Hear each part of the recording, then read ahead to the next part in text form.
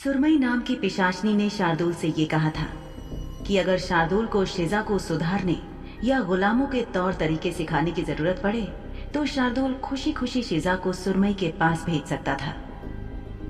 उसकी बातों से ये साफ लग रहा था कि उसकी बात का कोई गहरा मतलब जरूर है।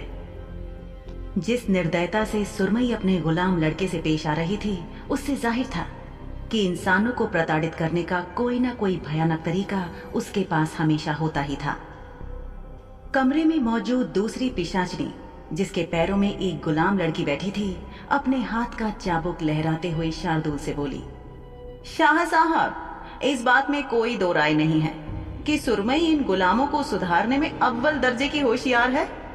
हमें आपकी मदद करके खुशी होगी। मुझे बस 1 सप्ताह दो और मैं इस लड़की के पर कतर दूंगी।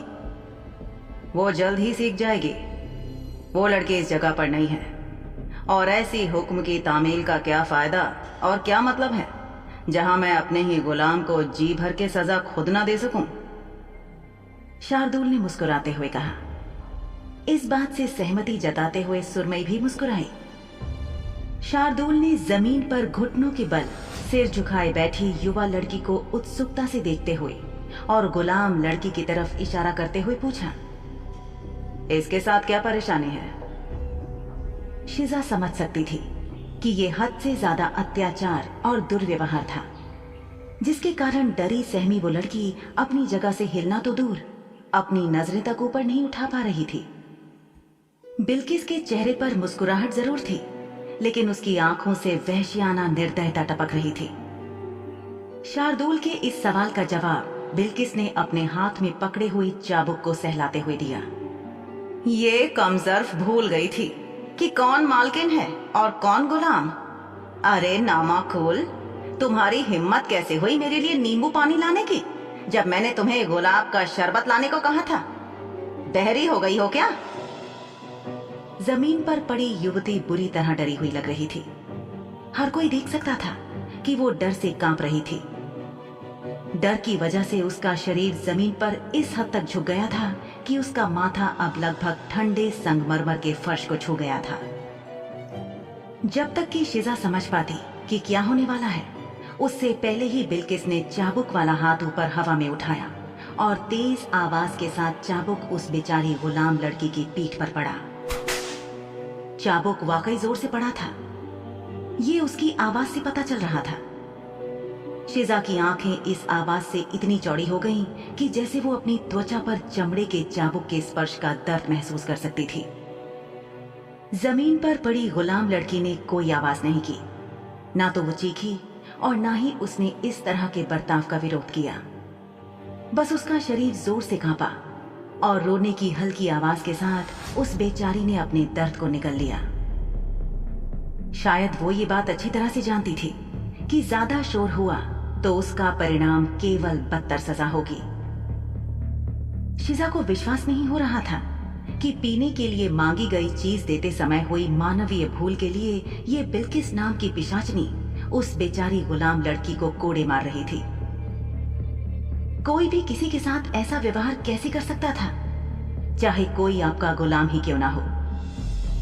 ये जो कुछ भी शिजा के सामने हो रहा था, शिजा की बर्दाश्त के बाहर था। बाकी सबकी तरह वो चुपचाप इसे बर्दाश्त नहीं कर पा रही थी। ये गलत था और इस पर सबका आंखें मूंद लेना, यहाँ तक कि शार्दुल का भी, ये शिजा को जरा भी ठीक नहीं लग रहा था। वो सोच रही थी कि अपने सामने ये सब होता देखकर भी चुप रहने से शार्दुल का क्या मतलब था। शार्दुल ने शिजा से कहा था कि वो शिजा के साथ बहुत उदार था और उसे ये दिखाना चाहता था कि दूसरे पिशाचों की तुलना में वो अपनी गुलाम के साथ कितना सभ्य और उदार था, क्योंकि दूसरे पिशाच मालिक अपने गुलामों को बेइज्जत करने के साथ उन्हें शारीरिक रूप से चोट भी पहुंचाते थे। शार्दुल ने भी देखा कि मामूली सी गलती पर उस गुलाम लड़की को 3 बार कोड़े मारे गए और वो इतनी डरी सहमी हुई थी कि खुलकर रो भी नहीं पाई। शार्दुल की नजर उस गुलाम से हटकर शिजा पर गई तो उसने देखा कि वो जिस कमरे में बैठा था, शिजा उस कमरे से बाहर कदम रख रही थी। शार्दुल ने बिल्किस से कहा, इतनी सजा काफी होनी चाहिए बिल्किस। बिल्किस के हाव भाव से स्पष्ट था कि वो अपनी गुलाम को पीटकर खुश थी और उस गुलाम पर अभी और हाथ साफ करना चाहती थी। लेकिन शार्दुल के शब्द सुनकर उसका चाबुक चलाने के लिए हवा में उठा हुआ हाथ वहीं रुक गया। अगर ये बात कहने वाला शार्दुल की जगह कोई और होता तो बिल्किस इस मुद्दे पर उसके साथ जरूर बहस करती, लेकिन ये आदमी शार्दुल शाह था। बिल्किस ने अपनी पलकें झपकाते हुए शार्दुल से कहा, मैंने अभी कुछ किया ही कहाँ है शार्दुल जी। क्या तुम जानती हो कि ठंड में ये दोनों ही चीजें बिना नुकसानदेह हो सकता है? गुलाम को व्यस्त रखने के लिए उसके पास काम पर्याप्त होना चाहिए।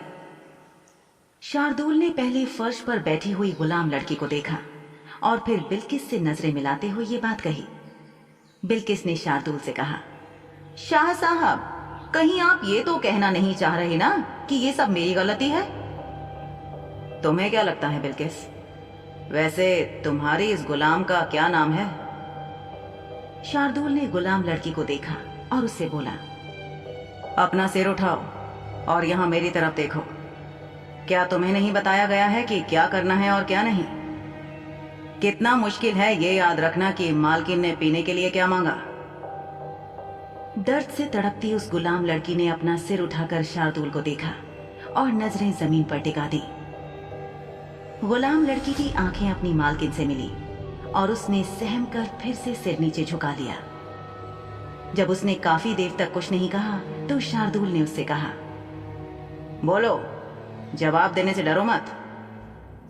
गुलाम लड़की ने डर से कांपते हुए जवाब दिया, बिल्किस मालकिन ने नींबू पानी ही मांगा था, गुलाब का शरबत नहीं। बिल्किस की आंखों से गुस्से में अंगारे निकलने लगे। उसने अपने सर को झटका और वो अपनी गुलाम पर चिल्लाई, तुम्हारा झूठ तुम्हारी जान ले लेगा। बिल्किस, जो बहुत गुस्से में थी और शायद अपने गुलाम का बुरा हाल कर डालती, उसे शार्दुल ने रोका। रुक जाओ बिल्किस। और फिर शार्दुल ने गुलाम लड़की से कहा, क्या तुम्हें पक्का यकीन है कि तुम जो कह रही हो वो ठीक है? झूठ बोलना, किसी तथ्य को बदलना और अपने मालिक की आज्ञा की अवहेलना करना किसी भी गुलाम के लिए ठीक नहीं है। इसका परिणाम तुम्हें तुम्हारी मौत तक ले जा सकता है। तुम समझ रही हो ना कि मैं क्या कह रहा हूं? शार्दुल की बात सुनकर उस युवा गुलाम लड़की ने अपना सिर वापस जमीन की ओर झुका दिया। एक पल का इंतजार करके उस लड़की ने एक गहरी सांस ली और शार्दुल से बोली, मैं झूठ नहीं बोलती मालिक शाह साहब, मैंने वही किया जो बिल्किस मालकिन ने मुझसे करने के लिए कहा था। मैं भला झूठ क्यों बोलूंगी? गुलाम लड़की गलतफहमी को दूर करने के लिए जोर से बोलना चाहती थी, पर वो ये भी जानती थी कि इसका मतलब था निर्दयी मालकिन से एक और भयानक सजा और बहुत बुरा परिणाम। शार्दुल ने बिल्किस से कहा, यह गुलाम लड़की झूठ नहीं बोल रही है बिल्किस। कमरे में मौजूद सभी पिशाचों की निगाहें पिशाचनी बिल्किस की तरफ मुड़ गई। बिल्किस के चेहरे पर ऐसे भाव थे जैसे उसे इस बात पर विश्वास ही नहीं हो रहा था।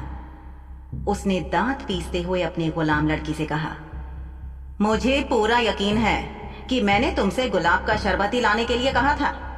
तुमने न केवल मेरी नाफरमानी करने की हिम्मत की बल्कि झूठ भी बोला। क्या तुम इसका नतीजा जानती हो? मत भूलो कि तुम्हारी जिंदगी मेरी है, क्योंकि मैंने दाम चुकाकर तुम्हें बाजार से खरीदा था। सुरमई ने बात की नजाकत समझते हुए बिल्किस से कहा, बिल्किस बानो, हो सकता है कि तुम्हारे कहने में कोई भूल हो गई हो जिसके कारण तुम्हारी गुलाम कोई दूसरी चीज ले आई। ये बात तो हम सभी जानते हैं कि शार्दुल में झूठ का पता लगाने की गजब क्षमता है। झूठ तो दूर से ही सूंघ लेते हैं, ये झूठ पकड़ने के विशेषज्ञ हैं शार्दुल शाह। शार्दुल ने बिल्किस की तरफ जिस तरह से देखा उससे ऐसा लग रहा था जैसे शार्दुल बिल्किस को शर्मसार कर रहा हो। शार्दुल ने लगातार उसे देखते हुए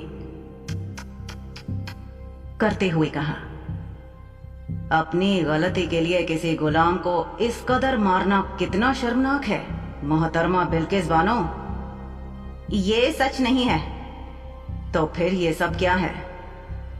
शार्दुल ने फौरन चुटकी ली। उसकी लाल आंखें बिल्किस को घूर रही थीं। बिल्किस की लाल आंखों से बहुत ज्यादा गहरी लाल थी शार्दुल की गहरी लाल आंखें। शार्दुल ने बिल्किस की आंखों में भ्रम और अहंकार को देखा, जो अब शार्दुल की बातों से हिल रहा था। मैं तुम्हारी आंखों में अनिश्चितता देख सकता हूँ। तुम सही कह रही हो कि ये लड़की सिर्फ एक गुलाम है जिसे तुमने बाजार से खरीदा था।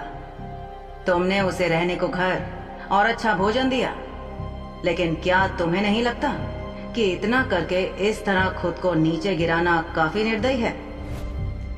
कमरे में पहले से मौजूद दिलीप नाम का पिशाच, जो शिजा को घूरने की वजह से शार्दुल द्वारा लताड़ा गया था और पीने के लिए कुछ लेने अंदर चला गया था, वो वापस आ चुका था। इस बात पर वो खुलकर हंसा। उसने हंसते हुए बिल्किस से कहा, चिंता मत करो बिल्किस, हम सभी अपनी निराशा को गुलामों पर ही उतारना पसंद करते हैं। क्या इसलिए हम गुलामों को यहाँ नहीं लाते हैं ताकि हम उनसे अपनी मर्जी के मुताबिक काम करवा सकें? हमारे काम आने के अलावा इन बेचारों के दुनिया में होने का मतलब ही क्या है? सुरमई ने इस बातचीत में एक भी शब्द नहीं जोड़ा और वो केवल मुस्कुराई। ये हवेली बिल्किस बानो की थी। उसके यहाँ आकर गुलामों को बेइज्जत और प्रताड़ित होते देखना इन पिशाचों के लिए मनोरंजन था, मजेदार था। बिल्किस वाकई एक बेवकूफ पिशाचनी थी जिसे दिखावा बहुत पसंद था और अपने साथी पिशाच पिशाचनियों में अपनी वाहवाही करवाने के लिए वो कुछ भी कर सकती थी। दिलीप ने बिल्किस पर से अपना ध्यान हटाकर शार्दुल से कहा, हम सभी जानना चाहते हैं शार्दुल साहब कि आपको तो कभी गुलामों में कोई दिलचस्पी नहीं थी, फिर आपने अपने गुलाम को खरीदा और वो भी इतनी भारी भरकम कीमत चुकाकर। दिलीप की बात से सुरमई और बिल्किस को भी बहुत उत्सुकता हुई। पिशाचों में से बहुतों को पता था कि शार्दुल गुलामों को बहुत नापसंद करता था। जहां इतने सालों में उसने कभी एक भी गुलाम नहीं रखा, वहां अचानक 5000 सोने के सिक्कों को खर्च करके गुलाम खरीदना, कोई ऐसा नहीं सोच सकता था। शार्दुल ने अलसाए तरीके से अपना सिर बगल में घुमाया और दिलीप को शराब पीते हुए देखा। क्यों दिलीप, ऐसा कोई नियम बनाया गया था क्या कि मैं कभी कोई गुलाम नहीं खरीद सकता? दिलीप नाम का पिशाच हंसने लगा और बोला, मैंने कभी ऐसा नहीं कहा। तो फिर आखिर मसला क्या है? कहानी बहुत छोटी है। मैं बाजार गया, मैंने पहले गुलाम को नीलाम होते देखा और उसे खरीद लाया। पैसे की बात करें तो मुझे मुकाबला पसंद नहीं है। कीमत को ऊंची उठाने का एक ही मकसद था और वो ये कि मैं सुनिश्चित कर सकूं कि मैं अकेला उस गुलाम को खरीदने की क्षमता रखता हूं। शार्दुल ने सपाट लहजे में कहा। उसकी बात के जवाब में दिलीप ने अपने गिलास में से एक घूंट लेते हुए कहा, बेशक ये बात आपको जचती है। शार्दुल शाह हैं आप और आप जिसे चाहे उसे खरीद सकते हैं। किसकी हिम्मत जो आपको रोक सके?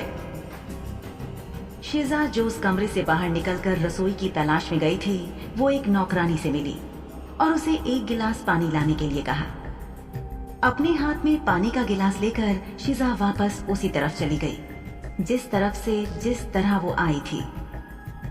उसने जो कुछ देखा था उसे वो भुला नहीं पा रही थी। उसके हाथ ग्लास के चारों ओर कस गए।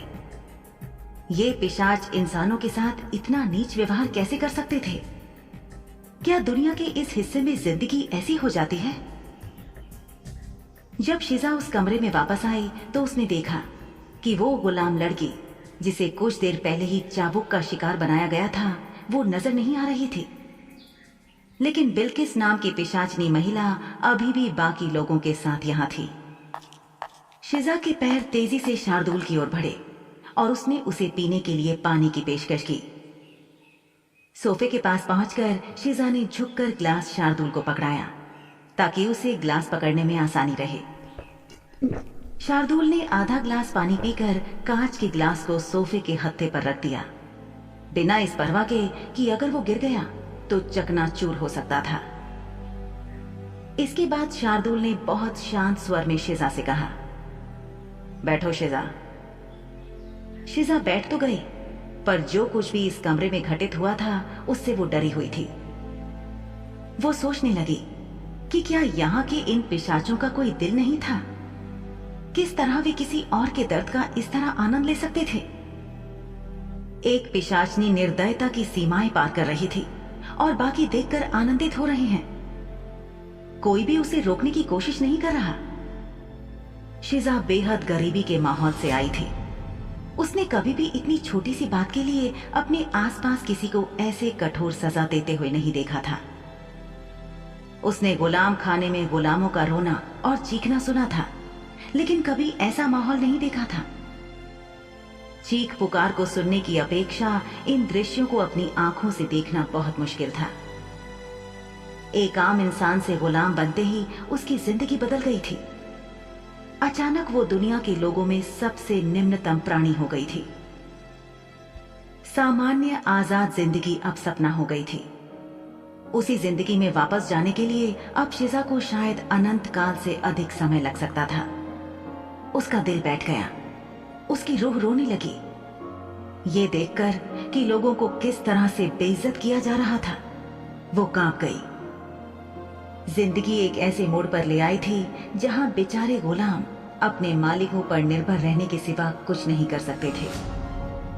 वो केवल इसे अपनी खुशकिस्मती मान सकते थे कि नुसरत की मदद से उसका नाम गुलाम खाने की सूची में डाल दिया गया और वो वहां से जल्दी नीलाम होकर बच निकली। वो सोच रही थी कि अगर वो वहीं गुलाम खाने में होती और शायद जिंदा न रह पाती या किसी निर्दय मालिक को बेच दी जाती तो उसका जीवन बहुत खराब हो जाता। शिजा को एहसास हुआ कि शुद्ध खून वाले पिशाचों का जीवन जितना उज्जवल प्रतीत होता है वैसा था नहीं। जो मनुष्य सीधे तौर पर इन पिशाचों से जुड़े नहीं थे, उन्हें अपने जीवन के अंधेरे पक्ष के बारे में पहले से कभी पता ही नहीं होता था। यहाँ आने से पहले वे दूसरे गुलामों के जीवन से ईर्ष्या भले ही करते हों, लेकिन यहाँ आकर उनका अपने जीवन के काले पक्ष से सामना होता था।